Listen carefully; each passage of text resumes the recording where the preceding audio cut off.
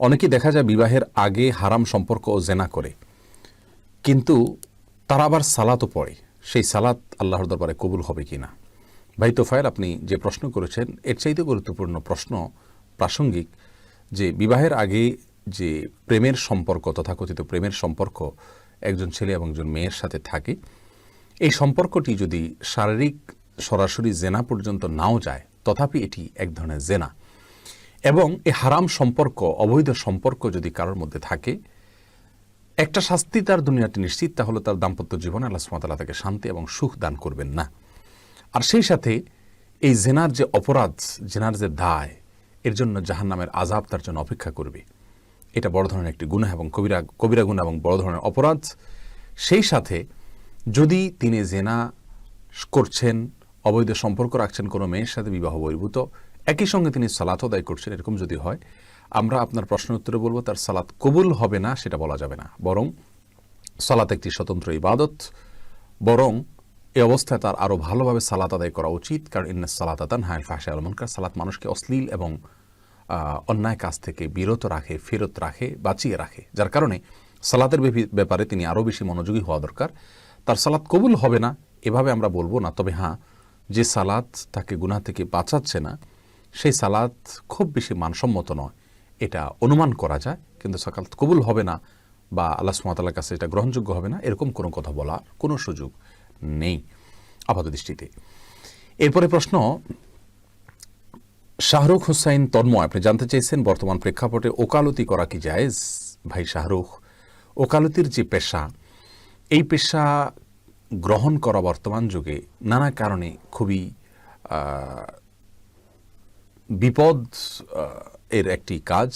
তার কারণ হলো, ওকালতি করতে হলে প্রচলিত আইনে যে বিচার হবে সে বিচারের জন্য আপনার আবেদন করতে হবে। যদিও প্রচলিত আইনের বেশিরভাগ ধারাই কোরআন হাদিসের সাথে সাংঘর্ষিক না, কিন্তু কিছু কিছু ধারা বা অনেকগুলো ধারা যেহেতু সাংঘর্ষিক আছে, অতএব সেই সমস্ত ক্ষেত্রে অন্তত একজন উকিলকে ওকালতি করতে হবে এবং কখনো কখনো সে সমস্ত ধারায় বিচার চাইতে হবে। আর কোরআন এবং সুন্নাহ বিরোধী কোনো ধারায় বিচার চাওয়া, এটা কোনো মুসলমানের জন্য জায়েজ নাই, এক। আর দ্বিতীয়ত হলো, ওকালতির পেশায় অনেক সময় আসামি অপরাধী হওয়ার পরেও উকিল তার মামলায় জেতার জন্য, তার মক্কেলকে মুক্ত করবার জন্য তিনি মিথ্যার আশ্রয় নিয়ে থাকেন এবং তাকে মিথ্যা শিখিয়ে থাকেন। এটা আমাদের দেশের ওপেন সিক্রেট একটি বিষয়। তো এই সমস্ত বিষয়গুলো থেকে অ্যাভয়েড করে যদি তিনি করতে পারেন, অর্থাৎ যে মামলায় কোরআন এবং সুন্নাহ বিরোধী কোনো কিছু নাই আমাদের প্রচলিত আইনে, সে মামলা তিনি লড়লেন এবং কোনো মিথ্যার আশ্রয় তিনি নিলেন না, এরকম যদি হয়, তাহলে সেক্ষেত্রে ওকালতি পেশা করা জায়েজ আছে ইনশাআল্লাহ বিইذনিল্লাহ। এরপরে প্রশ্ন, তাজমাউল ইসলাম, আপনি জানতে চেয়েছেন কোনো মুসলমানের আকীদায় যদি সমস্যা থাকে, অর্থাৎ কবর, মাজার, পীরের উপর দৃঢ় বিশ্বাস করে যে এগুলো থেকে দুনিয়া ও আখিরাতের কল্যাণ কামনা করে, আল্লাহ ও রাসূল সাল্লাল্লাহু আলাইহি ওয়াসাল্লাম প্রতি ভ্রান্ত ধারণা পোষণ করে, এ ধরনের ব্যক্তিদের পার্থিব সাহায্য সহযোগিতা করার বিধান কি? আর এ ধরনের ব্যক্তিদের সাথে সম্পর্ক কেমন হওয়া উচিত?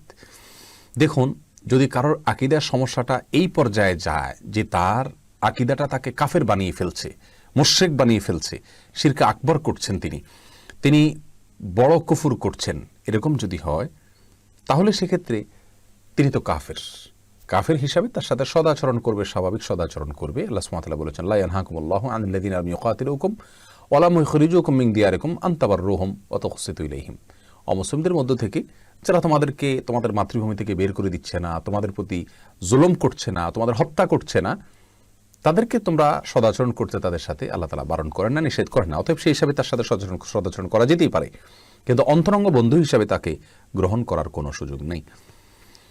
আর যদি বিদআতটা সেই পর্যায়ের না হয়, তাহলে সেক্ষেত্রে এর ফলে সে ইসলাম থেকে যেহেতু খারিজ না, বিধায় ইনশাআল্লাহ বিইذনিল্লাহ এটাতে কোনো অসুবিধা হবে না। এরপরে আব্দুল্লাহ খারিজ অসুবিধা হবে না বলতে তার সাথে সাধারণ সম্পর্ক রাখতে পারবেন, তবে তাকে তার বিদআত যেহেতু করছেন সেই জন্য তাকে সম্মান করলে সেটা আবার গুনাহের কারণ হবে।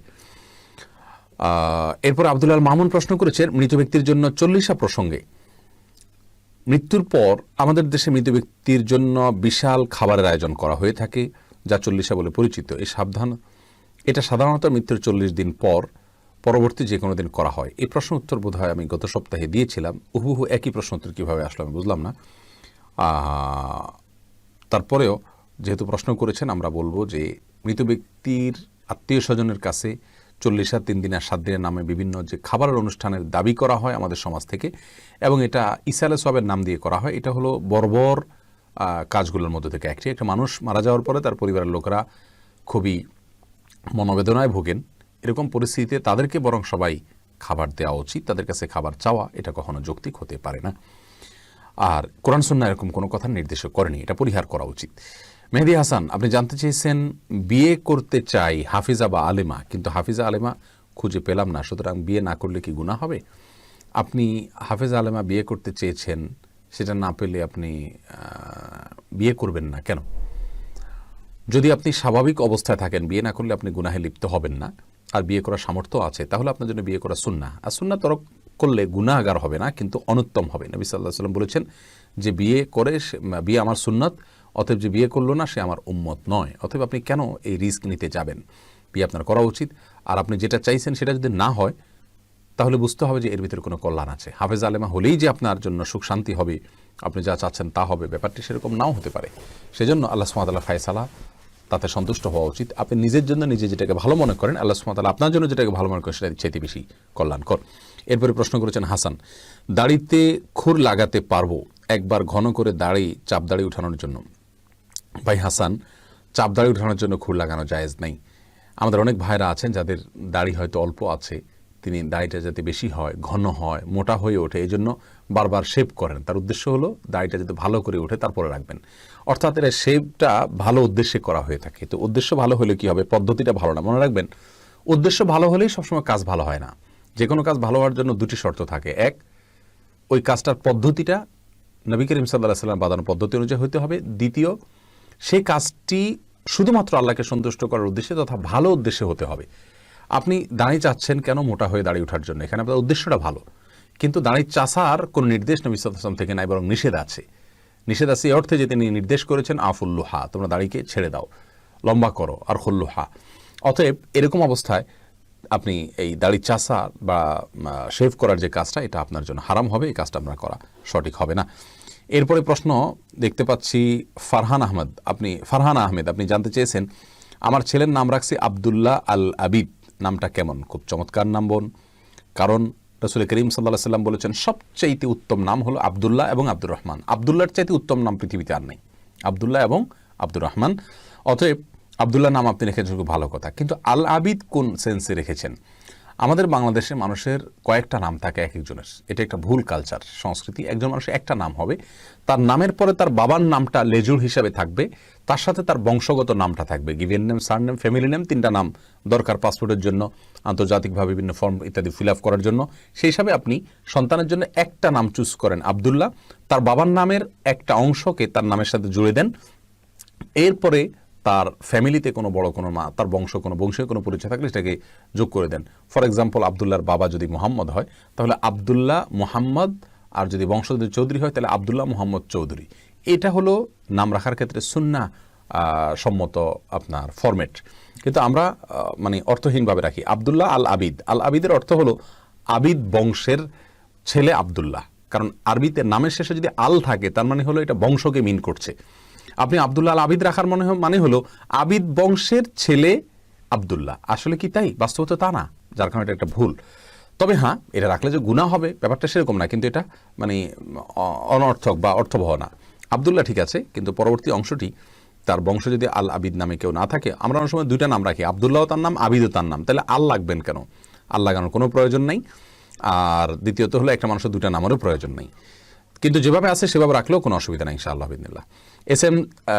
সালাউদ্দিন ইউসুফ, আপনি প্রশ্ন করেছেন পুরুষ ও মহিলার লাশ গোসল করানোর সহি নিয়ম জানতে চাই। অনেক আলেম বলেন গোসলের আগে পেটে হালকা চাপ দিয়ে মলমূত্র থাকলে সেটা বের করে নিতে হবে, আবার অনেক আলেম বলেন কিছুই করা যাবে না, বরং চাপ দেয়াটাই হারাম। জি ভাই সালাউদ্দিন, দুটি মতই রয়েছে, আপনি সঠিক বলেছেন যে আমাদের ওলামায়ে আহনাফ বা হানাফি মাযহাব বা ফিকহ অনুযায়ী, স্কুল অফ থট অনুযায়ী আপনার গোসল যখন দিবে মুর্দাকে, তার পেটকে চাপ দিয়ে ময়লা ইত্যাদি থাকলে পরিষ্কার কথা বলা আছে। এর বিপরীতে অন্যান্য ওলামায়ে কেরাম নিষেধ করেন, বিশেষ করে ওলামায়ে আহলে হাদিস যারা আছেন তারা নিষেধ করেন, এবং এই নিষেধাজ্ঞার ক্ষেত্রে একটা যুক্তি এটাও যে মুর্দাকে চাপ দিলে বা প্রেসার দিলে তার শরীরে তার কষ্ট হবে। নবী সাল্লাল্লাহু আলাইহি সাল্লামের এক হাদিস থেকে বোঝা যায় মানুষ যখন মারা যায় তখন তার শরীরে সামান্য আঘাত করলেও তিনি কিন্তু ব্যথা অনুভব করেন।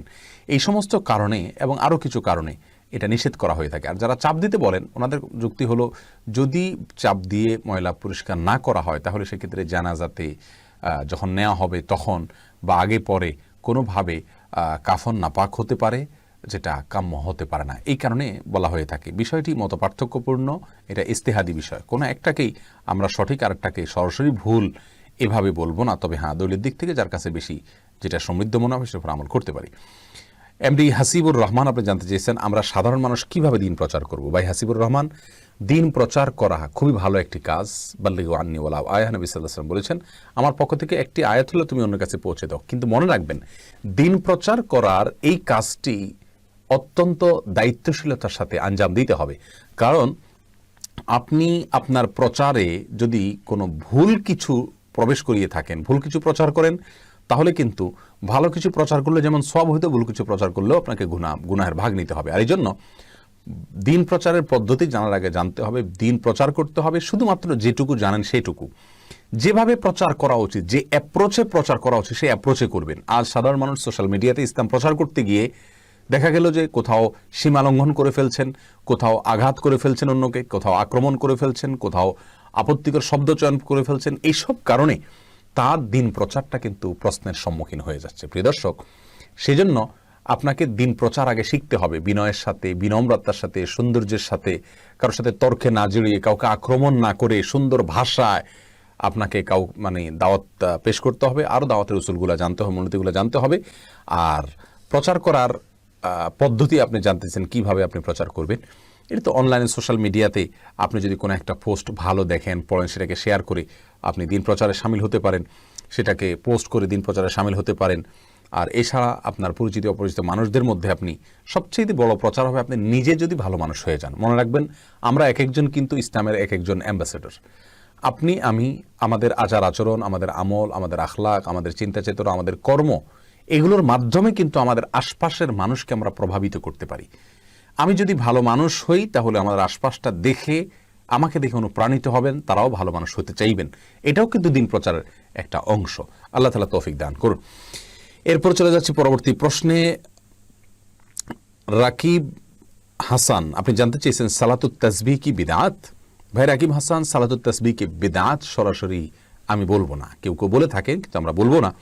এর কারণ হলো এ সম্পর্কে একটি হাদিস রয়েছে নবী সাল্লাল্লাহু আলাইহি ওয়াসাল্লাম থেকে, সুবহানাল্লাহি আলহামদুলিল্লাহ লা ইলাহা ইল্লাল্লাহু আল্লাহু আকবার 400 বার 4 রাকাত সালাতে পড়া। এই সালাতকে সালাতুত তাসবিহ বলা হয়ে থাকে। নির্দিষ্ট সংখ্যক দাঁড়িয়ে রুকু থেকে দাঁড়িয়ে আবার সিজদায় প্রত্যেকটা জায়গায় এই তাসবিহ পড়ে যে সালাত আদায় করা হয়, লম্বা প্রায় আধা ঘন্টা 40 মিনিট লাগে 4 রাকাত সালাতের জন্য, এটাকে বলা হয় সালাতুত তাসবিহ। এই সালাতুত তাসবিহ সালাত নবী সাল্লাল্লাহু আলাইহি ওয়াসাল্লাম তার চাচাকে শিক্ষা দিয়েছেন মর্মে একটি হাদিস বর্ণিত আছে, কিন্তু সেই হাদিসের সনদটি বিশুদ্ধভাবে প্রমাণিত নয়। যেহেতু বিশুদ্ধভাবে প্রমাণিত নয়, এই জন্য অনেক উলামা একরাম বলেন এই সালাতুত তাসবিহ সালাতটি সুন্নাহ দ্বারা সাবেত না, এটা আমরা পড়ব না। কারণ বিশুদ্ধভাবে বর্ণিত যেহেতু না, আমরা সেটা কেন আমল করতে যাব? বিশুদ্ধ হাদিসের উপর আমল করতে আমরা শেষ করতে পারিনি এখনো। এটা হলো একটি মত। আর এর বিপরীতে ইমাম নববী রাহিমাহুল্লাহ সহ বিশ্ববিখ্যাত বড় বড় হাদিস স্কলারদের মধ্যে থেকে অনেকেই এই সালাতুত তাসবিহ সালাতকে মুস্তাহাব বলেছেন, পড়া উত্তম বলেছেন মাঝে মধ্যে। তাইলে আমরা স্কলারদের মধ্যে, সাধারণ স্কলার নয়, ইসলামের ইতিহাসের একেবারে মহাপণ্ডিত, যাদের রেফারেন্স ছাড়া আমরা কোরআন এবং হাদিস বুঝতে পারি না, কোরআন হাদিসের বিশেষ করে হাদিসের বিশুদ্ধতা নিরূপণ করতে পারি না, এই টাইপের মুহাদ্দিসদের মধ্যে অনেকেই এটা পড়ার কথা বলেছেন। কিন্তু বললেও আমরা মূল যে মেসেজটা দিতে চাই তা হলো সালাতুত তাসবিহ সালাতটি বিশুদ্ধ হাদিস দ্বারা প্রমাণিত নয়। আর যেহেতু বিশুদ্ধ হাদিস দ্বারা প্রমাণিত নয়, সেহেতু আমরা এটাকে যদি কেউ আমল না করি তাহলে এটা দোষণীয় তো হবেই না, বরং কেউ যদি মনে করেন যে আমি শুধু বিশুদ্ধ হাদিস দেখে দেখে আমল করব, তাহলে এটা প্রশংসনীয়, দোষের কিছু না। আবার কেউ যদি করেন, যেহেতু একটা হাদিসে আছে যদিও দুর্বল, মনে রাখবেন ফজিলতের ক্ষেত্রে শর্ত সাপেক্ষে দুর্বল হাদিস দিয়েও প্রমাণ দেওয়া যায়।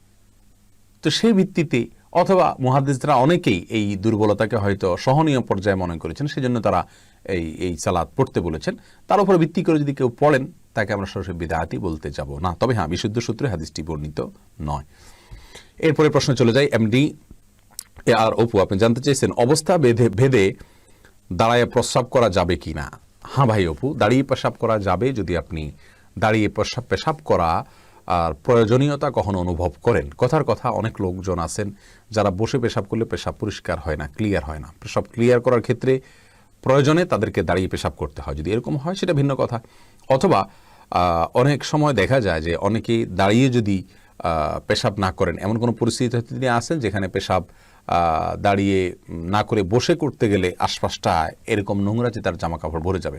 হয়তো টয়লেটের জায়গাটা খুব বেশি কনজাস্ট, তার ওয়ালে নিচে হয়তো ময়লা লেগে আছে, আমি বসতে গেলেই আমার জামা কাপড় নাপাক হতে পারে। এরকম যদি হয় তাহলে আমি দাঁড়িয়ে পেশাব করতে পারি, কোনো অসুবিধা নেই।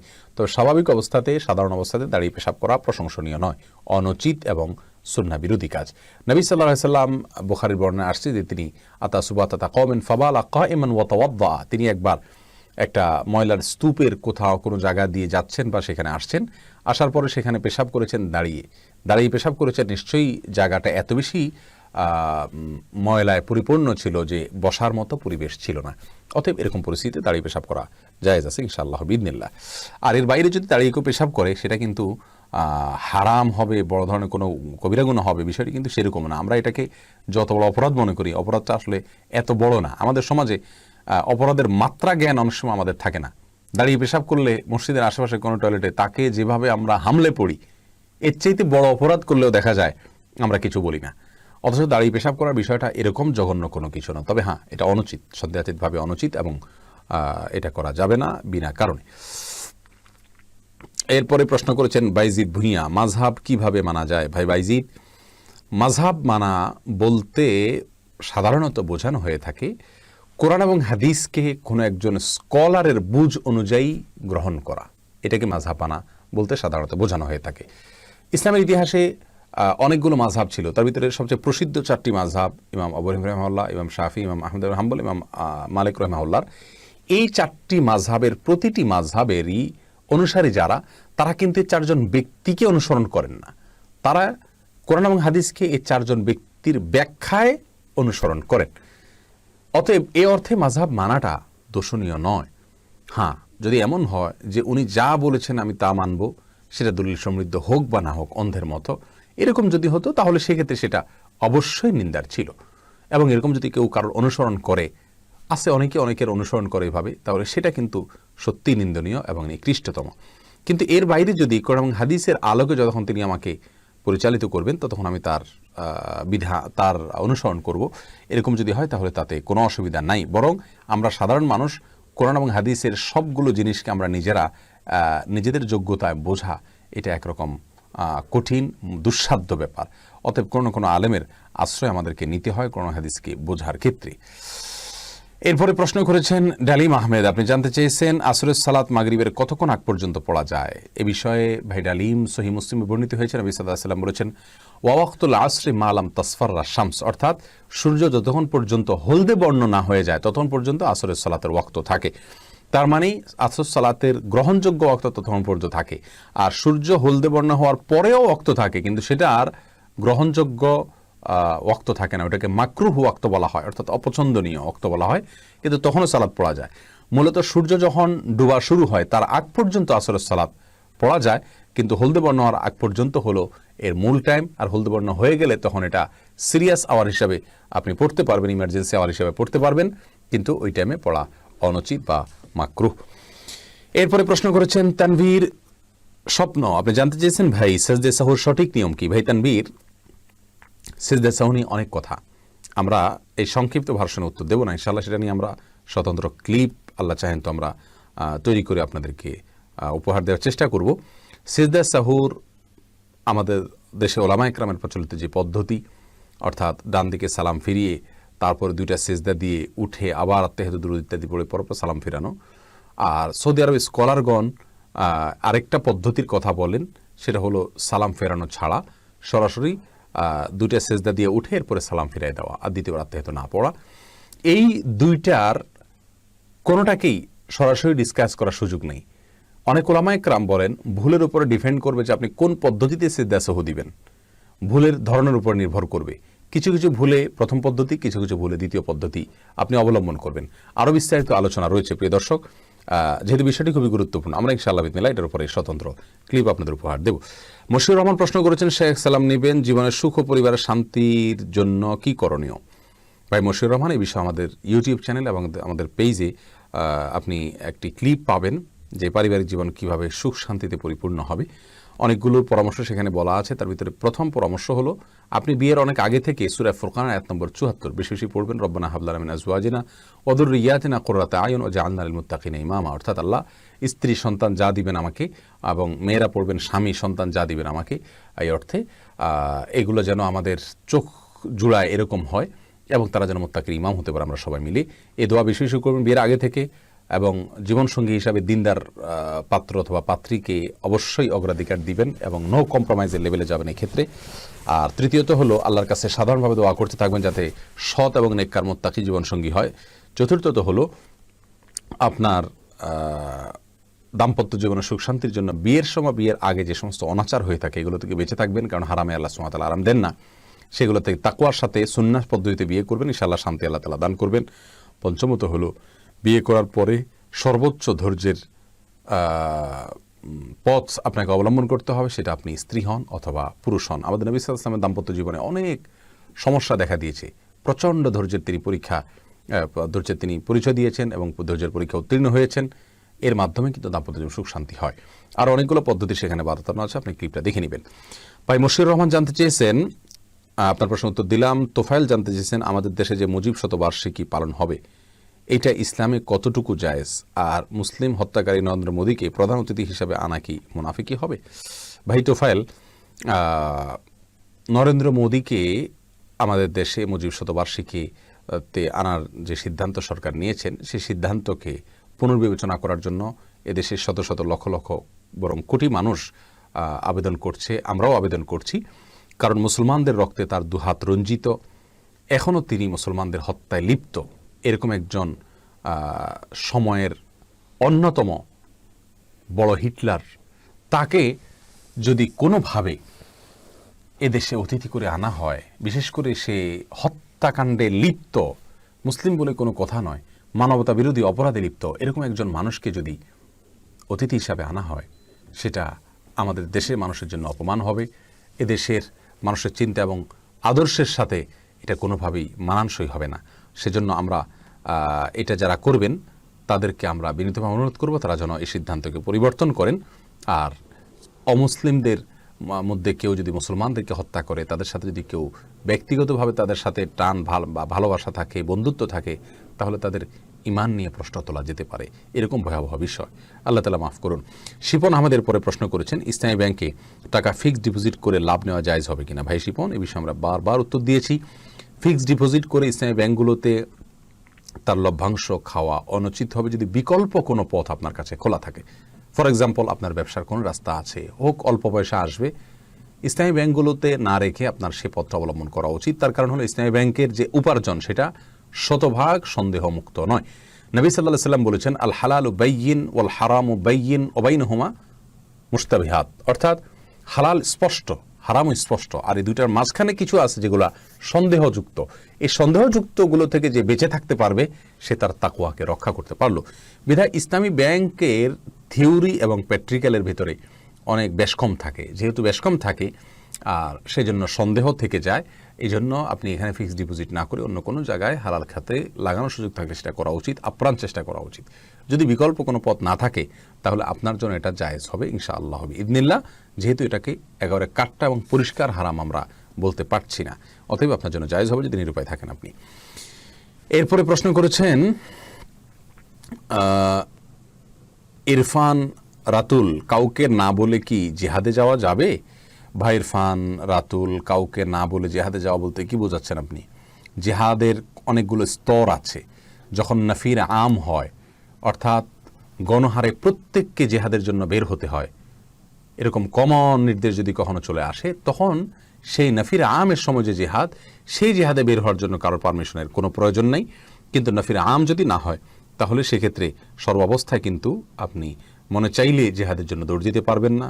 ওলামায়ে কেরাম, সংশ্লিষ্ট আপনার বিশেষজ্ঞগণ, তাদের যদি সিদ্ধান্ত থাকে, তারা যদি পরামর্শ দেন, তারপরে আপনি সেই পরামর্শ অনুযায়ী সামনে অগ্রসর হবেন এবং সিদ্ধান্ত নেবেন। যে কেউ আপনাকে ডাক দিল আর আপনি জিহাদের নামে সেদিকে ঝাঁপিয়ে পড়লেন, এই সুযোগ নাই এবং এটা সঠিকও হবে না। আর মা বাবার পারমিশনের বিষয়ে যেটা বলছেন, যদি ফরজ হয়ে যায় তাহলে মা বাবার পারমিশনের প্রয়োজন নেই, তাদের পারমিশন ছাড়াও আপনি যেতে পারেন। তবে হ্যাঁ, তাদেরকে বলে যাওয়া উত্তম, এটা ভিন্ন বিষয়। আল্লাহ আলম বিসওয়াব। এরপরে মুশফিকুর রহমান প্রশ্ন করেছেন, জুমার নামাজে খুতবা পড়ার লোক না থাকলে জুমার নামাজ পড়ার কোনো পদ্ধতি আছে কিনা? ভাই মুশফিকুর রহমান, জুমার নামাজের খুতবা পড়ার পদ্ধতি তো খুবই সহজ। খুতবা পড়ার মানে লোক না থাকার কি আছে? যদি কিচ্ছু না পারেন, কোরআন কারীমে একটা আয়াত, দুইটা আয়াত, তিনটা আয়াত পড়বেন, বাস দাঁড়িয়ে তিনটা আয়াত পড়লে, দুইটা আয়াত পড়লেই আপনার খুতবা হয়ে গেল। এটুকু তো আমাদের মুখস্থ আছে। অতএব এটুকু যদি করে তাহলে খুতবার যে দায় সেটা ইনশাআল্লাহ বিদিনিল্লাহ আদায় হয়ে যাবে, আল্লাহ তাআলা চাহেন তো। এরপরে প্রশ্ন করেছেন রকিবুল ইসলাম, আপনি জানতে চেয়েছেন, আমি জানতে চাই আমার মুসলিম ভাইদেরকে হত্যা করা হচ্ছে, এই সময় আমরা কি করব, ইসলাম কি বলে? ভাই রকিবুল ইসলাম, ইসলাম তো বলে কোনো মুসলিম ভাইকে হত্যা করলে আপনি তার যদি পাশে অবস্থান করেন, তার পাশে দাঁড়ানোর সুযোগ থাকে, তার জন্য পাশে দাঁড়িয়ে তাকে রক্ষা করার জন্য আপনি জালিমের বিরুদ্ধে লড়াই করা আপনার জন্য ফরজ। আর যদি আপনি তার পাশে না থাকেন এবং তার পাশে দাঁড়ানোর সুযোগ না থাকে, যেমন আজকের পৃথিবীতে যে বিশ্বায়নের এই যুগে আমরা দেখছি যে অনেকগুলো বর্ডারে আমরা বন্দী, এমত অবস্থায় আমরা চাইলেই তাদের পাশে দাঁড়াতে পারছি না। আর তাছাড়া যারা প্রতিবেশী আছেন ওখানে আশেপাশে, আপনার প্রতিবেশী যদি জুলুমের শিকার হয়, আপনার উচিত হবে তার পাশে দাঁড়ানো। এটা হলো ইসলামের নির্দেশ। আমরা যেহেতু প্রতিবেশী হলেও এমন প্রতিবেশী যে প্রতিবেশী আমরা তাদের পাশে দাঁড়াতে পারছি না, অতএব আমরা তাদের জন্য আল্লাহ সুবহানাহু ওয়া তাআলার কাছে দোয়া করব এবং সেই সাথে আমাদের সাধ্যের সবটুকু দিয়ে এই জঘন্য কর্মের আমরা নিন্দাবাদ করব, প্রতিবাদ করব এবং যেভাবে যেভাবে তাদের সহায়তা করা যেতে পারে বৈধ উপায়ে সেগুলো আমরা অবলম্বন করব। আল্লাহ তাআলা তৌফিক দান করুন। জুনায়েদ আইডি থেকে প্রশ্ন করেছেন, মহিলা পুরুষের নামাজের নিয়ম কি একরকম নাকি ভিন্নতা আছে? দেখুন, মহিলা পুরুষের নামাজ নিয়ে আমরা এর আগেও বারবার বলেছি, মহিলা পুরুষ নামাজের বেসিক নিয়ম এক। তবে আরব উলামায়ে কেরামও বলেন, মহিলারা সৃষ্টিগতভাবে তাদের শরীরের অবকাঠামো ভিন্ন হওয়ার কারণে তারা পুরুষদের চাইতে কিছুটা জড়সড় থাকবেন, বিশেষ করে রুকু সিজদাতে, কিন্তু তার মানে এই নয় যে পদ্ধতি সম্পূর্ণ পুরুষদের চাইতে ভিন্ন। তারপরেও প্রচলিত আমাদের দেশে যে মহিলারা যেভাবে সালাত আদায় করেন, এর বাইরে আপনার পুরুষরা যেভাবে সালাত আদায় করেন, এখানে আমরা অনেকখানি পার্থক্য দেখতে পাচ্ছি। এই পার্থক্যটা কতটা অথেন্টিক, কতটা গ্রহণযোগ্য সোর্স দ্বারা প্রমাণিত, সেটা ইনশাআল্লাহ আমরা আলোচনা করব কোনো একটা ক্লিপে। তবে এটুকু বলে রাখি, এটা এমন কোনো মাসআলা নয় যেটা নিয়ে আমাদের পেরেশান হওয়ার মতো কোনো বিষয় আছে। কারণ মহিলা পুরুষের সালাতের পার্থক্য করলে অথবা না করলে সালাত হওয়া না হওয়ার কোনো সম্পর্ক পৃথিবীর কোনো আলেমের মতোই নাই। অতএব এটা নিয়ে চিন্তিত হওয়ার বা অস্থির হওয়ার মতো কোনো বিষয় নাই। তারপর আমরা ইনশাআল্লাহ আলোচনা করব, আল্লাহ চাহেন তো। আমিনুল কাজী, আপনি প্রশ্ন করছেন, আমাদের শেষ বৈঠকে যদি দুরূদ শরীফ পড়তে ভুলে যায় তাহলে কি সুজদা দিতে হবে?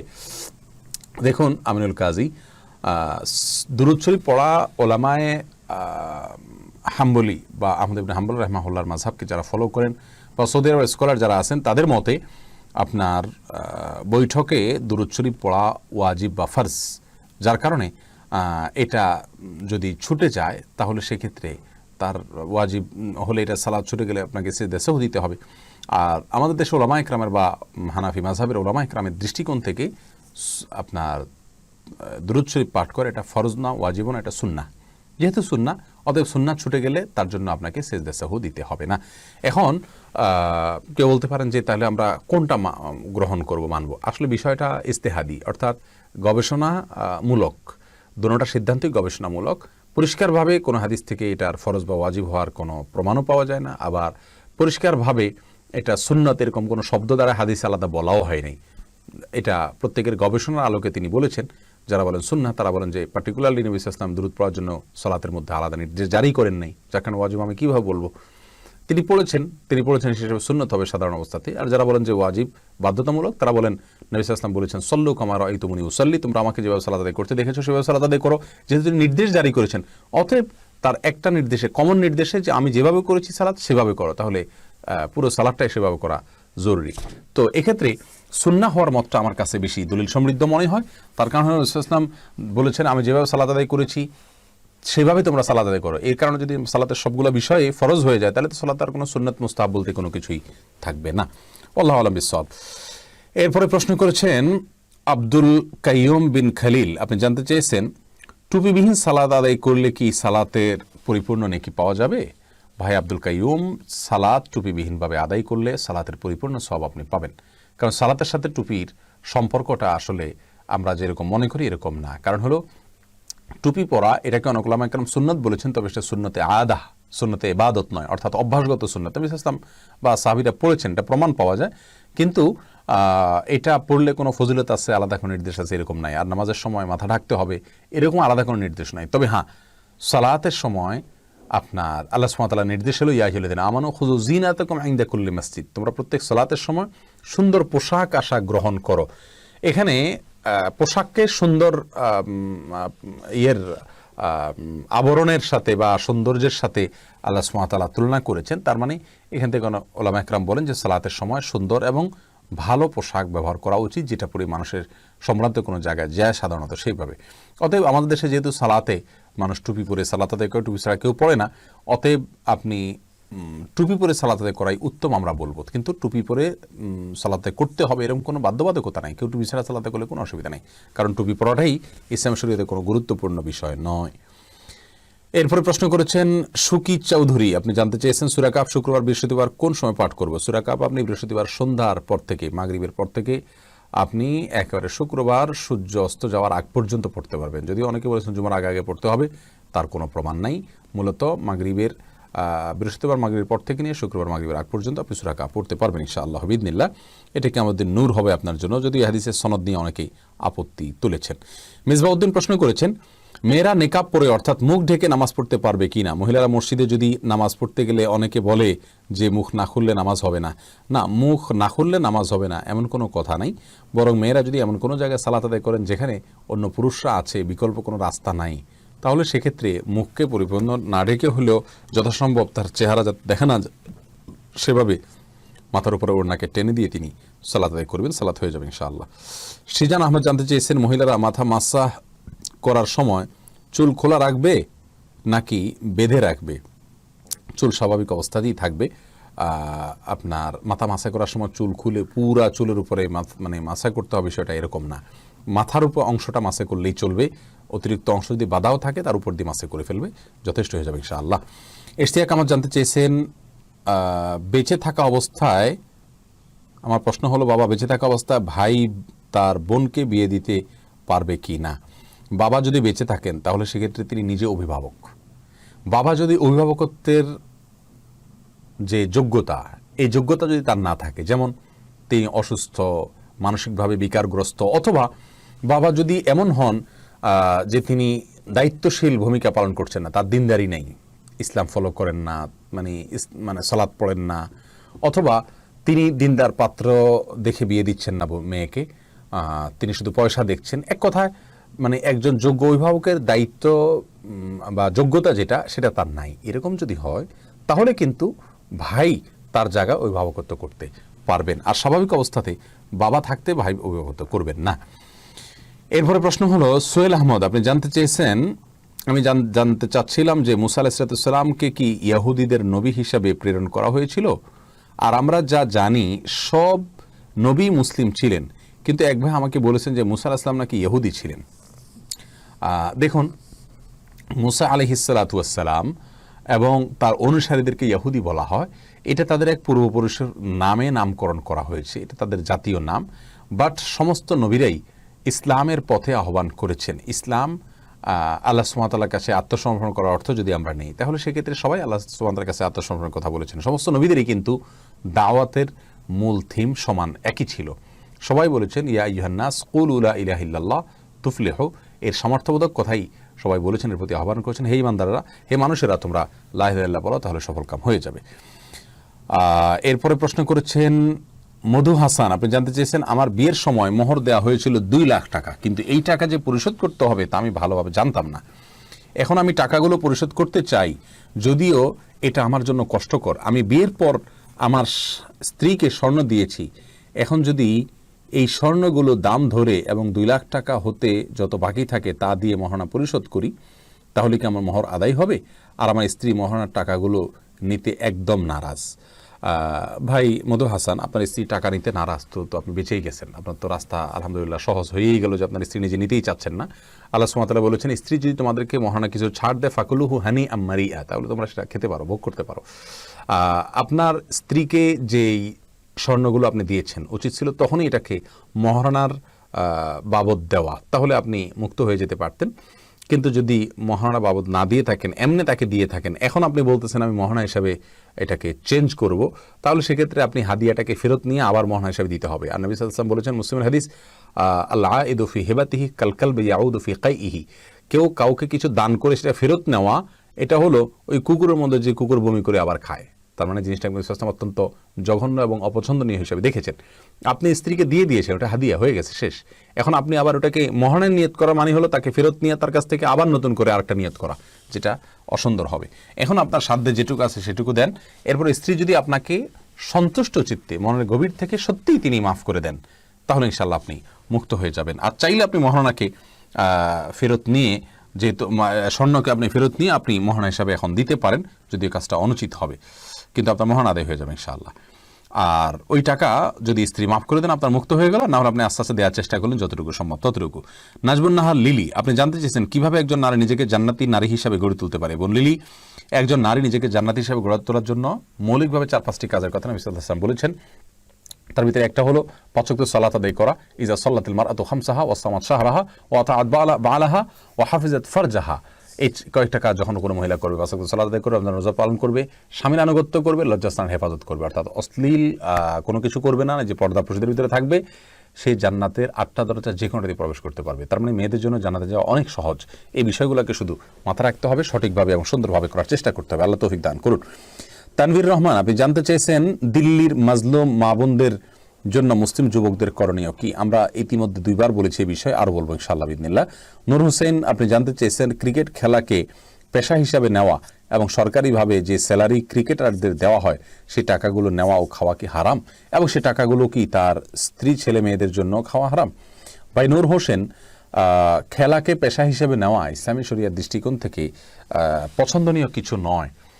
তবে এখানে যেহেতু খেলোয়াড়রা নিজেরা একে অন্যকে আপনার আদান প্রদান করেন না, অর্থের লেনদেন নিজেদের মধ্যে করেন না, অতএব তাদের এই টাকা যেটা তৃতীয় পক্ষ দিচ্ছে সেটাকে সরাসরি হারাম বলা কঠিন। তারপরেও এ বিষয়ে আরও পণ্ডিত ওলামা একরামের শরণাপন্ন হওয়া আমার মনে হয় ভালো হবে। তবে আমি যেটুকু বুঝেছি সেটাতে হলো যে এখানে জুয়া সরাসরি না, তবে হ্যাঁ, এই ক্রিকেট সহ যত ইন্টারন্যাশনাল খেলোয়াড় আছে সবগুলোর সাথে জুয়া, অশ্লীলতার সম্পর্ক ওতপ্রোতভাবে জড়িত হয়ে গেছে। বিদায় সেই দৃষ্টিকোণ থেকে আমরা বলতে পারি যে ক্রিকেট খেলাকে পেশা হিসেবে নেওয়া জায়েজ নাই। আবু সুফিয়ান, আপনি জানতে চেয়েছেন আমি বড় গুনাহগার, মনে করেন পৃথিবীতে আমার মতো গুনাহগার কেউ নেই, আল্লাহ আমার তওবা কবুল করবেন কিনা। ভাই আবু সুফিয়ান, আল্লাহ সুবহানাহু ওয়া তাআলা আপনার প্রসঙ্গে বলেছেন ইন্নাল্লাহা ইয়াগফিরুদ যুনুবা জামিআ ওয়া তুবু। আল্লাহ সুবহানাহু ওয়া তাআলা বলেছেন তোমরা তওবা করো, হে লোক সকল তোমরা তওবা করো আল্লাহর কাছে, অতুবু ইলাল্লাহ, আল্লাহর কাছে তোমরা তওবা করো, আল্লাহ সুবহানাহু ওয়া তাআলা তোমাদের সমস্ত গুনাহ মাফ করে দিবেন। লা তাকনাতু মির রাহমাতিল্লাহ, ইন্নাল্লাহা ইয়াগফিরুয যুনুবা জামিআ, তোমরা আল্লাহ তাআলার রহমত থেকে নিরাশ হইও না, আল্লাহ তাআলা সমস্ত গুনাহ মাফ করে দিবেন। প্রিয় ভাই আমার, এমন কোনো অপরাধ নেই যে অপরাধ আল্লাহ সুবহানাহু ওয়া তাআলা মাফ করবেন না। এমনকি আল্লাহর সঙ্গে শিরিক করা সবচেয়ে বড় অপরাধ আল্লাহর জমিনে, সেটাও যদি করে কেউ মাফ চায় মাফ হয়ে যাবে। হ্যাঁ, কোনো মানুষের হক নষ্ট করেছেন, সেটা মানুষের কাছ থেকে আপনাকে মাফ নিতে হবে, তার হক পরিশোধ করতে হবে।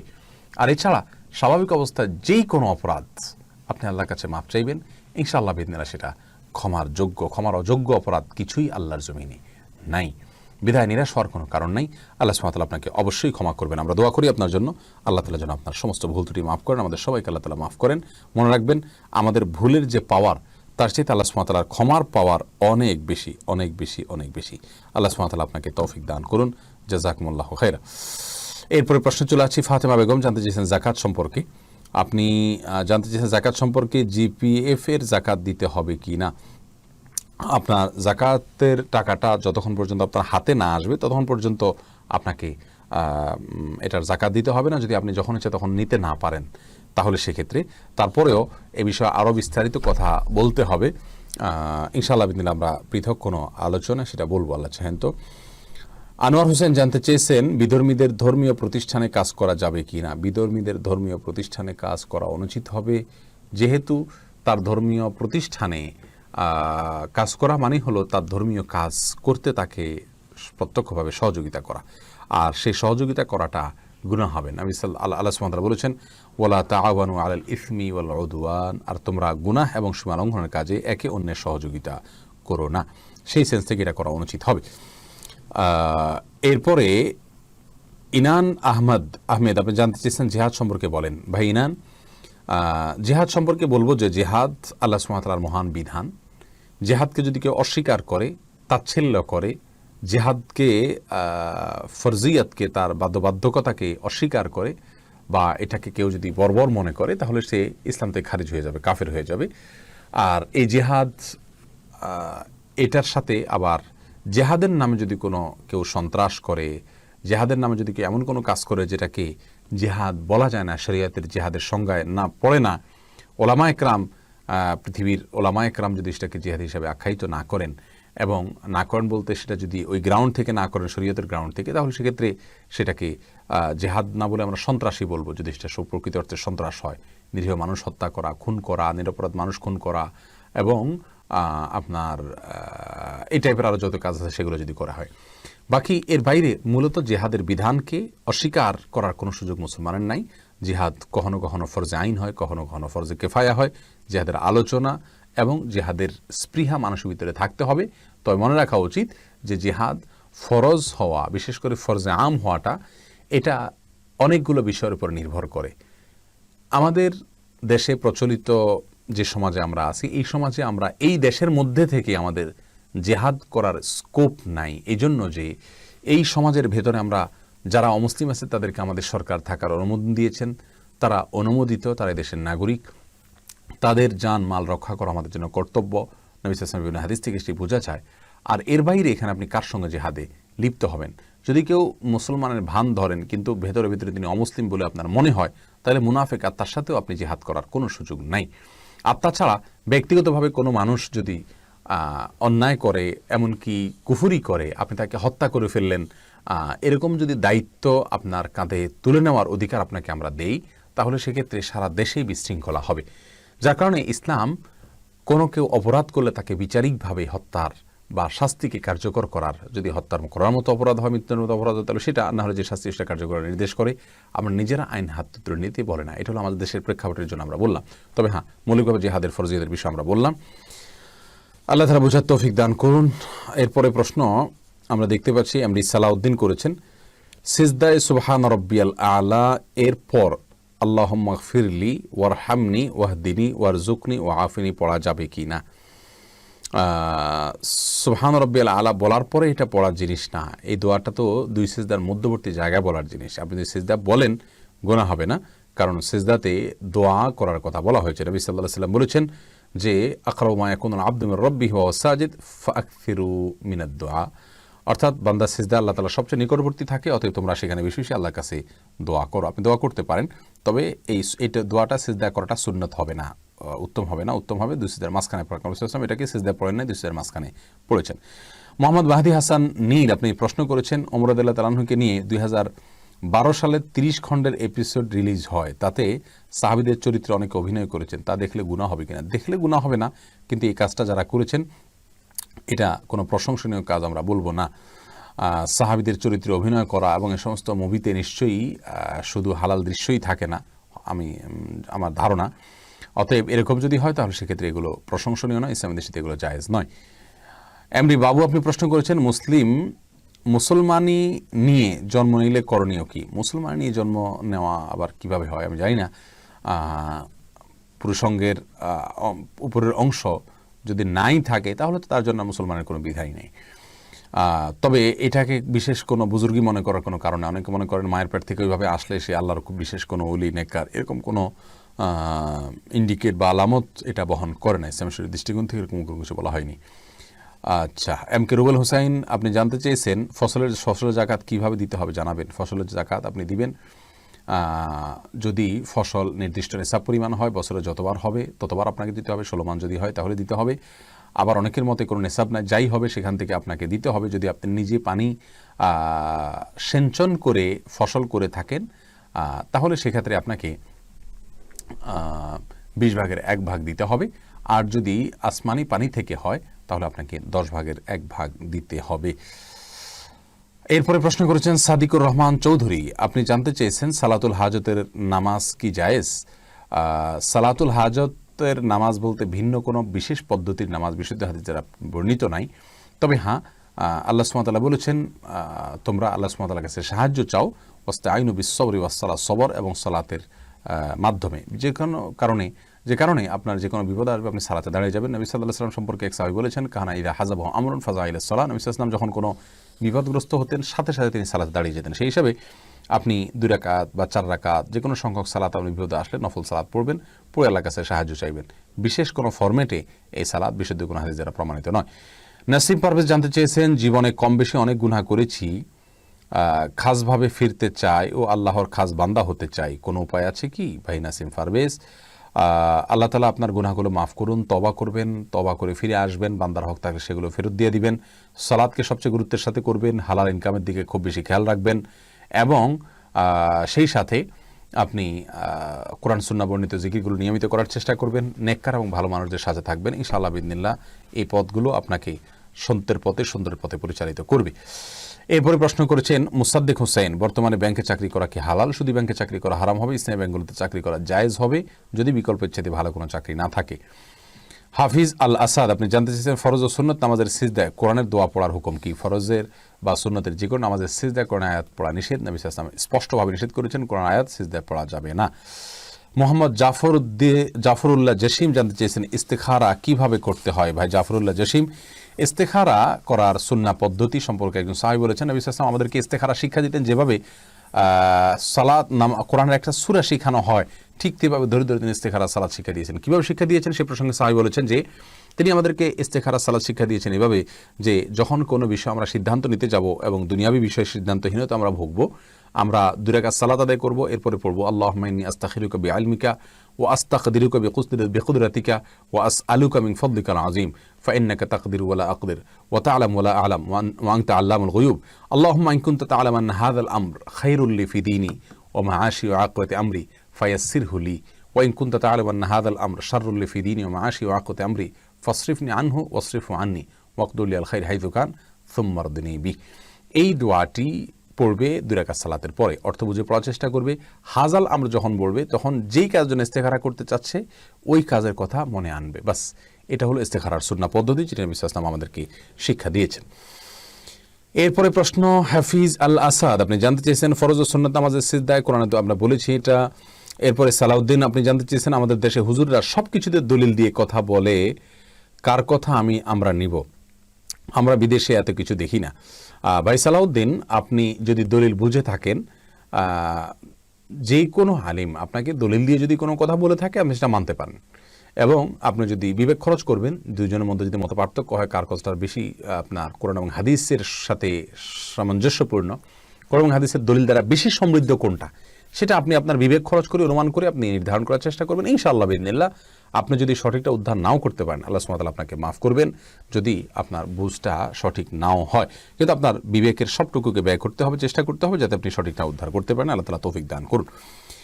এরপরে প্রশ্ন করেছেন আসমা রহমান আসমা, আপনি জানতে চেয়েছেন বাবা মা ভাই বোন সালাত পর্দার ব্যাপারে উদাসীন, এক্ষেত্রে করণীয় কি? তাদেরকে সালাতের পর্দার ব্যাপারে গুরুত্ব বোঝাবেন, দোয়া করবেন, যাদেরকে দিয়ে বোঝালে কাজ হবে তাদের কাছে নিয়ে যাবেন, তাদের মাধ্যমে বোঝাবেন এবং সবচেয়ে বড় কথা দোয়া করবেন এবং নিজে সুন্দর আচরণ দ্বারা তাদের মন জয় করবেন। আল্লাহ তাআলা তৌফিক দান করুন। দোয়া এর মধ্যে সবচেয়ে বেশি পাওয়ারফুল আমল, আল্লাহ কবুল করুন। এমনি হারুন আর রশিদ জানতে চেয়েছেন বেপরদার নারীর দ্বারা বিজ্ঞাপনের মাধ্যমে উপার্জিত টাকা হালাল হবে কি না? না, হারাম হবে। বেপরদার নারীর দ্বারা বিজ্ঞাপনের মাধ্যমে উপার্জিত টাকা হালাল হবে না, কারণ এটা মানে অন্যায় একটা কাজ করে টাকা কামাই করা হলো। অন্যায় কাজ করে যদি টাকা উপার্জন করা হয় সেটা স্পষ্টভাবে হারাম। নবী সাল্লাল্লাহু আলাইহি ওয়াসাল্লাম বিভিন্ন হাদিসে এ বিষয়ে স্পষ্টভাবে নিষেধ করেছেন। মোহাম্মদ ইমরান জানতে চেয়েছেন ফরজ গোসল করার পর আমার মনে হয় আমার শরীরের কোনো অংশ ভিজেনি, কিন্তু আমি শিওর না, এক্ষেত্রে আমি কি করব? আপনি শিওর না হলে বুঝতে হবে এটা আপনার মনের ওয়াসওয়াসা, কুমন্ত্রণা, এটার দিকে কোনো খেয়াল দেওয়া যাবে না। একটা বিশেষ শয়তান আছে, এর কাজই হলো মুসলমানদের মধ্যে তাদের অজু পবিত্রতা সালাত নিয়ে এরকম মনোযোগের ব্যাঘাত সৃষ্টি করার অপচেষ্টা করা, খিনজাব বলা হয় এই শয়তানকে। এই শয়তানের এই কুমন্ত্রণা থেকে বাঁচার চেষ্টা করতে হবে এবং এটাকে অ্যাভয়েড করতে হবে, কিছুটা নাথিং মনে করে সামনের দিকে অগ্রসর হবেন। যদি আপনি নিশ্চিত না হন তাহলে অযথা সন্দেহের বশে আপনি পেরেশান হবেন না, অস্থির হবেন না। এরপরে প্রশ্ন করেছেন তুষার চৌধুরী, ঈদে মিলাদুন্নবী পালন করা কি জায়েজ? ভাই, তুষার চৌধুরী ঈদে মিলাদুন্নবী পালন করা এটা সাহাবা একরাম করেননি, রাসূল সাল্লাল্লাহু আলাইহি ওয়াসাল্লাম নিজেও করতে বলেননি। জন্মদিবস পালন করা খ্রিস্টানরা করেছে, তাদের থেকে এসেছে, বিধায় এটা করা আমাদের জন্য নাজায়েজ হবে। তাদের বিরুদ্ধে নবী সাল্লাল্লাহু আলাইহি ওয়াসাল্লাম করতে বলেছেন খালাফুল ইয়াহুদ ওয়ান নাসারা, ইহুদি খ্রিস্টান তোমরা বিরোধিতা করো, বিধায় আমাদের জন্য মিলাদুন্নবী প্রচলিত অর্থে যে মিলাদুন্নবী আমাদের সমাজে প্রচলিত আছে এটা করা জায়েজ হবে না, বিদআত হবে। স্বামী আহমেদ জানতে চাইছেন নবী সাল্লাল্লাহু আলাইহি ওয়াসাল্লামের শেখানো পদ্ধতিতে গোসল করার পর যদি কাপড় পরিধান করার সময় লজ্জাস্থানে অনিচ্ছাকৃত বা হাত স্পর্শ হয় তাহলে কি ওযু করতে হবে? ভাই, স্বামী আহমদ সৌদি আরবের স্কলারগণের মতে আপনার লজ্জাস্থানে যদি কোনো আড়াল ছাড়া সরাসরি হাত দিয়ে স্পর্শ করা হয় তাহলে ওযু ভেঙে যাবে, যার কারণে গোসল তো হয়ে গেল কিন্তু পরে ওযু করতে হবে। আর আমাদের উলামা ইকরামের দৃষ্টিকোণ থেকে লজ্জাস্থানে হাত লাগলে ওযু ভাঙবে না, এবং ওযু ভাঙার সপক্ষে একটি হাদিস রয়েছে, আবার এর বিপরীতেও হাদিস রয়েছে। কোনোটাকে উড়িয়ে দেওয়ার মতো নয়, তবে বিষয়টি উলামা ইকরামের মতো পার্থক্যপূর্ণ বিষয়, উভয় মতের দলিল আমি উল্লেখ করলাম। ফাহাদ মোহাম্মদুল্লাহ, আপনি জানতেছেন মহিলাদের কবরস্থানে যাওয়া নিয়ে কিছু বলুন। ভাই ফাহাদ, নবী সাল্লাল্লাহু আলাইহি ওয়াসাল্লাম মহিলাদের কবরস্থানে যেতে নিষেধ করেছেন। অনেক উলামা ইকরাম বলেন অতিরিক্ত গেলে সেটা নিষেধ, সাধারণভাবে গেলে নিষেধ না, কারণ নবী সাল্লাল্লাহু আলাইহি ওয়াসাল্লাম এক হাদিসে আসছে, তিনি বলেছেন যে আল্লাহ তাআলা লানত অভিশাপ হয় জাওয়ারাতুল কুবুর, অর্থাৎ বেশি বেশি যারা যে সমস্ত মহিলারা জিয়ারত করে কবরের তাদের ঘরে। আর এর মধ্যে সবচেয়ে বিশুদ্ধতম মত হলো যে না, মহিলারা কবরস্থানে যে জিয়ারত করবেন না, দূরে থেকে ওয়ালের বাহির থেকে তারা হয়তো জিয়ারত করতে পারেন, নিজের জায়গা থেকে তাদের জন্য দোয়া করতে পারেন। কেন যে করতে পারবেন না এই কারণে কোনো উত্তর নেই। সবচেয়ে বড় উত্তর নবী সাল্লাল্লাহু আলাইহি ওয়াসাল্লাম নিষেধ করেছেন, তিনি ভালো জানেন কেন নিষেধ করেছেন। ইসলামী শরিয়ার কোনো কাজই কোনো না কোনো উপকারিতাতে খালি নেই। আর দ্বিতীয়ত হলো যদি কোনো কারণে আপনি মনে করেন যে না আমি এর কারণ জানলে আমার বেশি ঈমান আসবে, তাহলে মনে রাখবেন মেয়েরা কবরস্থানে গেলে হয়তোবা সেখানে তারা আবেগপ্রবণ হয়ে পড়বে, কোনো বিব্রতকর পরিস্থিতির মুখোমুখি হতে পারেন, অথবা ভিড় হবে অতিরিক্ত, আরও অনেক কারণ থাকতে পারে যে না হয়তো নিষেধ করেছেন। তবে হ্যাঁ, নিষেধ এটা হলো বিশুদ্ধ মত। এরপরে প্রশ্ন হলো রাজন আহমেদ, আপনি জানতেছেন আমি একজনের কবরের আযাব হচ্ছে এমন স্বপ্ন দেখেছি, আমি কি করব? আপনার বিশেষ কিছু করার নাই, তার জন্য আল্লাহর কাছে মাফ চান, তার পক্ষ থেকে সদকা করেন। ওয়াও মোজা টিভি আইডি থেকে প্রশ্ন করেছেন ইমামের সাথে সালাম ফেরানো কি বিদআত? না, আমি বিদআত বলবো না। ইমামের সঙ্গে সঙ্গে সালাম ফিরাবেন নাকি ইমাম সালাম পরে সালাম ফিরাবেন? আমি বলবো ইমাম সালাম ফেরানোর পরে করবেন, কারণ ইমামকে অনুসরণ করতে বলা হয়েছে। যখন ইমাম যখন করবে তারপরে করলে ওটাকে অনুসরণ করা হবে, সাথে সাথে করলে অনুসরণ করা হবে না, কিন্তু এটাকে বিদআত বলা যাবে না, সালাত হয়ে যাবে যদি কেউ সাথে সাথে করেন। মাসুদ আলম জানতে চেয়েছেন স্ত্রী এবং স্বামী একসাথে ফরজ, সুন্নত বা নফল নামাজ একত্রে জামাতে পড়া যাবে কিনা, গেলে কিভাবে?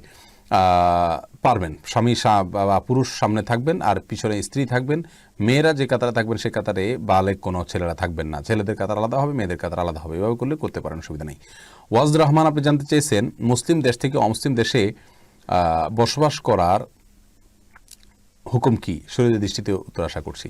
অমুসলিম দেশে বসবাস করলে সাময়িকভাবে বসবাস তো জায়েজ আছে, কিন্তু স্থায়ীভাবে বসবাস যদি করেন এবং সেখানে পরবর্তী বংশধর বা প্রজন্ম যারা আসবে তারা ইসলাম থেকে বিচ্যুত হয়ে যাওয়ার আশঙ্কা আছে, এই আশঙ্কার কারণে হাদিসে নিষেধ আছে অমুসলিম দেশে বসবাস করার কথা।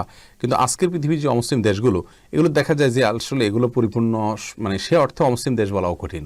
মানে এগুলো এমন একটা পর্যায়ে চলে গেছে যে মুসলমানদের প্রচুর পরিমাণ মুসলমান সেখানে বসবাস করেন এবং মুসলমানদের নিজস্ব সোসাইটি, কৃষ্টি, কালচার সেখানে গড়ে উঠেছে, এবং আপাতদৃষ্টিতে মুসলমানদের সন্তানরা বেঈমান হয়ে যাওয়ার ভয়টাও তুলনামূলকভাবে অনেক কম। যদি এরকম হয় তাহলে সেক্ষেত্রে সেখানে বসবাস করাটা হারাম হবে না, যদি অন্তত পরবর্তী জেনারেশন কাফের হওয়ার আশঙ্কা না থাকে, আর তা না হলে অনুচিত হবে সেখানে বসবাস করা। কেম রুবেল এইচ হোসেন, আপনি জানতে চেয়েছেন ছেলেরা কি পিতামাতার অনুমতি বাদে বিবাহ করতে পারে কিনা? ওলামায়ে আহনাফের দৃষ্টিকোণ থেকে পারে, ছেলে যদি প্রাপ্তবয়স্ক হয়, এবং অন্যান্য ওলামায়ে কেরামের মতে পারে না, কারণ ছেলেরা পারে কিন্তু মেয়েরা অনুমতি ছাড়া বিবাহ করতে পারে না। ছেলেরা বিবাহ করতে পারবে যদি তারা প্রাপ্তবয়স্ক হয়। শরীফ হোসেন জানতে চেয়েছেন ইমামের নামাজ শেষে কি আর জামাত করা যাবে? আমাদের উলামায়ে কেরাম এটাকে মাকরুহ বলে থাকেন, কিন্তু নবী সাল্লাল্লাহু আলাইহি সাল্লাম থেকে একাধিক জামাত মসজিদে প্রমাণিত আছে। এক ব্যক্তি পরবর্তীতে মসজিদ নবীতে আসছেন, জামাত শেষ হওয়ার পরে নবী সাল্লাল্লাহু আলাইহি ওয়াসাল্লাম বলছেন তার জন্য কে নফল নামাজ পড়বে, তখন অর্থাৎ তার সাথে কে যোগ দিবে, তখন ফরজ পড়েছেন যিনি, তিনি উঠে তার সঙ্গে যোগ দিয়ে নফল সালাত পড়েছেন। তো এখান থেকে বোঝা যায় যে এটা একেবারে উড়িয়ে দেওয়ার মতো বিষয় নয়। মোহাম্মদ ইউসুফ প্রশ্ন করেছেন, বারবার তওবা করার পরও যদি কোনো গুনাহ থেকে বাঁচতে না পারি তাহলে কি করব? দেখুন, গুনাহ বারবার তওবা না বাঁচতে না পারলে আতঙ্কের কোনো কারণ নেই, যতবার গুনাহ হবে সাথে সাথে আবার তওবা করবেন। তবে হ্যাঁ, তওবা মানে প্রতিবারই চেষ্টা করবেন টিকিয়ে রাখার জন্য আপ্রাণভাবে, কিন্তু যদি কোনোভাবে তওবা ভঙ্গ হয়ে যায় নার্ভাস হওয়ার কোনো কারণ নাই। আল্লাহ তাআলা বারবার তওবা করলে আল্লাহ তাআলা ক্ষমা করবেন ইনশাআল্লাহ। আল্লাহ তাআলার গুণবাচন হলো তাওয়াব, যিনি বারবার অনেক বেশি ক্ষমা করেন তাকে বলা হয় তাওয়াব, যার কারণে বারবার গুনাহ হলে বারবার তওবা করতে থাকবেন। তবে হ্যাঁ, আপনার প্রত্যেকবারই চেষ্টা করবেন, আপ্রাণ চেষ্টা করুন যাতে তওবা যাতে ভঙ্গ না হয়। আল্লাহ তাআলা আপনাকে সাহায্য এবং সহায়তা করুক, তৌফিক দান করুক। মরুর প্রান্তরে আইডি থেকে প্রশ্ন করেছেন, জীবন বীমা বা লাইফ ইন্স্যুরেন্স করা কি জায়েজ আছে? ইন্স্যুরেন্সের যতগুলো ফরম্যাট প্রচলিত আছে এগুলো সবগুলো নাজায়েজ এবং হারাম, এটা পৃথিবীর প্রায় সমস্ত উলামা একরামের মত। প্রচলিত ফরম্যাটের কথা আমি বলছি যেগুলো আছে। জ্ঞানের আলো আইডি থেকে প্রশ্ন করেছেন, বিকাশে ব্যবসা করা কি জায়েজ আছে? বিকাশের ব্যবসা সেটুকু করা জায়েজ আছে যেটুকুর সাথে আপনি সুদ নিচ্ছেন না, সার্ভিস দিচ্ছেন, সার্ভিস ফি নিচ্ছেন, এরকম যদি হয় তাহলে সেটা জায়েজ আছে, এর বাইরে জায়েজ নাই। মোহাম্মদ সজীব জানতে চেয়েছেন, আমি যদি জামাতে 1-2 রাকাত মিস করি তাহলে আমি কখন সানা পড়ব? আপনি সানার বিষয়টা প্রথম কথা হলো, সানা পড়া তো ফরজ বা ওয়াজিব নয়। সানা মূলত ইস্তেফতাহুস সালাত, সালাতের শুরুতে পড়ার জিনিস। যদি শুরুতে আপনি না পড়েন তাহলে পরবর্তীতে সানাত পড়বেন না। টেকটিন চ্যানেল আপনি এআইডি থেকে প্রশ্ন করেছেন, আমি ভারতের আসাম থেকে, আমি মাসুম আহমেদ। হুজুর, আমার চোখে এবং শরীরের অঙ্গ লাফায়, এটা কেন হয় এবং কোনো দোয়া আছে কিনা? এটার জন্য বিশেষ কোনো দোয়া আমার জানা নাই, এই জন্য ডাক্তার দেখাইতে পারেন। তবে অঙ্গ লাফাইলে বিশেষ কোনো ভালো সংবাদ খারাপ সংবাদ হয়, এরকম অনেক কথা মানুষ বলে থাকে, এগুলোর কোনো ভিত্তি ইসলামের শরীয়তে নাই। নূর ইব্রাহিম হোসেন জানতে চেয়েছেন, আমার বিয়ের পরে পারিবারিক জীবনে অনেক ঝামেলা হচ্ছে, আমি এটা কি করতে পারি? আপনি কোনো ভালো এবং বিচক্ষণ আলেমের সাথে দেখা করুন, শরণাপন্ন হন, তার পরামর্শ নিন, সেটা ইনশাআল্লাহ আপনার পুরো বিষয়টা শুনে তিনি আপনাকে পরামর্শ দিতে পারবেন। তারিক কবির, তবে আমি আপনার দৃষ্টিতে আপনাকে বলবো আল্লাহর কাছে দোয়া করুন, সেজদা বিশেষ করে কান্নাকাটি করুন ইনশাআল্লাহ বিদিনিল্লাহ।